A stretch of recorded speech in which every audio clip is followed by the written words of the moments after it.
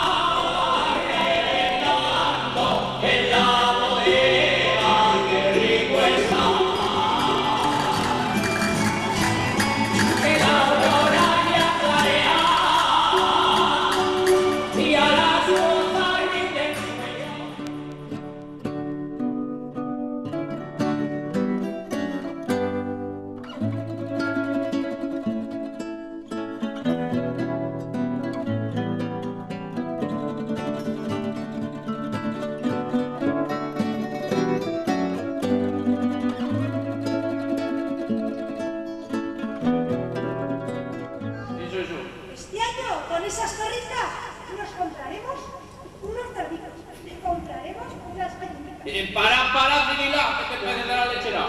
Verá que iremos a casa y hablaremos. Venga.